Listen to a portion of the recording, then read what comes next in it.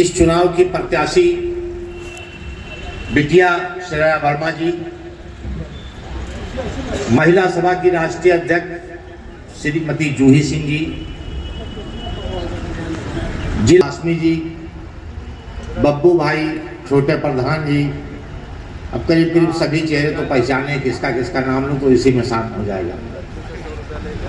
बात अपनी मैं यहाँ से शुरू करता हूँ कि रुदाग मेरे गम की ताहश्र पढ़ी जाए, शीशे की कहानी है पत्थर पे लिखी जाए, फिर देखना मक्तल में सन्नाटा नहीं होगा, जो बात हकीकत है वो बात कही जाए। दोस्तों,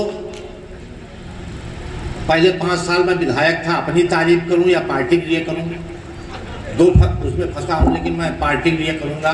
अपने मुंह से खुद अपनी तारीफ करते बनता नहीं है, क्योंकि मेरे बारे में उतरौलत से ज़्यादा कहीं के लोग नहीं जानते हैं कि मैं किस तरीके का विधायक था।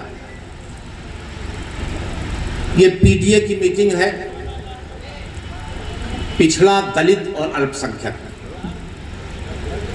सच्चाई ये है कि ये तीनों इस देश के रीढ़ हैं। अगर ये तीनों अपनी हैसियत और औकात समझ पावे तो इस देश में कोई दूसरा इनके सामने सर नहीं उठा सकता। और ये अपनी हैसियत, अपनी औकात क्यों नहीं समझ पाते हैं? क्योंकि भारतीय जनता पार्टी के लोग कभी 5 किलो राशन पे इनको अपनी तरफ आकर्षित करते हैं, तो कभी हिंदू मुसलमान के नारे से अपनी तरफ आकर्षित करते हैं। 5 किलो राशन तो जरूर देते हैं। दोस्तों, मैं किसान का बेटा हूं और बड़ा किसान हूं। हिम्मत यह है कि इस साल मैंने खेती छोड़ दी। इतना छुट्टा जानवर, सारे खेत चल जाते हैं, क्या जिद्दोजहद करना, क्या तार घराना, पैसा भी जाता है और फसल का नुकसान भी होता है।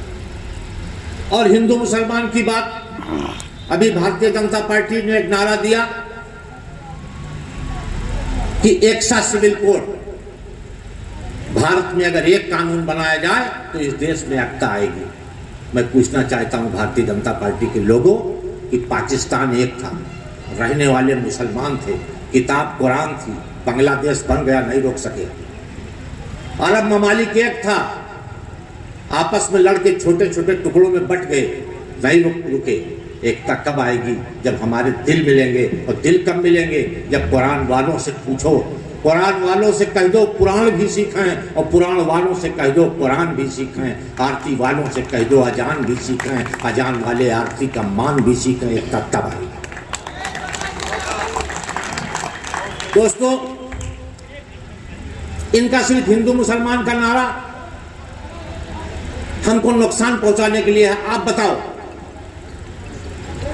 किसान का आय दुगना हुआ? आज किसान परेशान है, गरीब परेशान है, व्यापारी परेशान है, उनकी तरफ कोई ध्यान नहीं। तो मैं आप लोगों से एक बात कहना चाहता हूं कि इस देश में अगर खुशहाली लाना है, इस देश में अगर विकास लाना है, तो समाजवादी पार्टी, ये इंडिया गठबंधन को वोट देके आप कामयाब करें।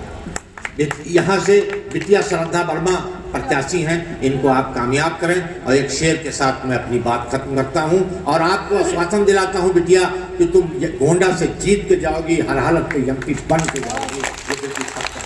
इसी के साथ एक शेर से अपनी बात खत्म करता हूं कि